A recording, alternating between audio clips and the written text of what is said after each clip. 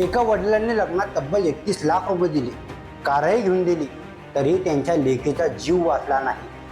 Share मार्केटमध्ये 25 लाखांचा तोटा झाला आणि त्या तोट्याची किंमत एका निरपराध विद्यार्थीला स्वतःच्या जीवाने चुकवावी लागली का? नेमकं काय घडलं मेहकरमध्ये? पहा ही धक्कादायक कहाणी.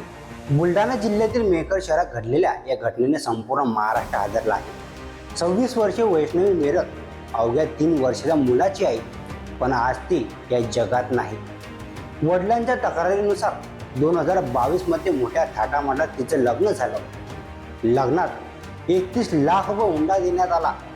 एवढंच नाही तर 4 चाकीसाठी 2 लाख रुपये डाऊन पेमेंट आणि 6 लाखाचं कर्ज काढून कारही देण्यात आली. पण एवढ्यावरही मागण्या थांबल्या नाहीत.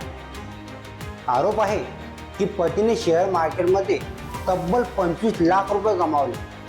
त्यानंतर वैष्णवीवर माहेरून आधी 5 लाख आणि नंतर 10 लाख रुपये आणण्यासाठी दबाव टाकला जाऊ लागला. इतकंच नव्हे तर मारहाण, मानसिक छळ आणि अपमानही सुरूच होता. 23 जून रोजी वैष्णवीने रडत आपल्या वडिलांना फोन केला. पप्पा, मला खूप मारहाण केली, 10 लाख रुपये आण नाहीतर जीव दे असं म्हणत आहे. आता मला हा त्रास सहन होत नाही.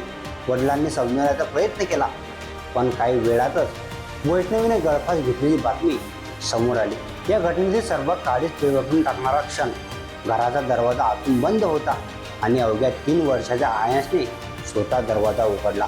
नातेवाईक आत गेले आणि स्वयंपाकघरात वैष्णवी गळफास घेतलेल्या अवस्थेत आढळून आली. एका चिमुकल्याने त्या दिवशी काय पाहिलं असेल याची कल्पनाही करवत नाही.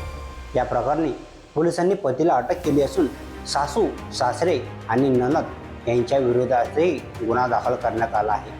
इतर आरोपी सध्या फरार असून त्यांचा शोध सुरू आहे.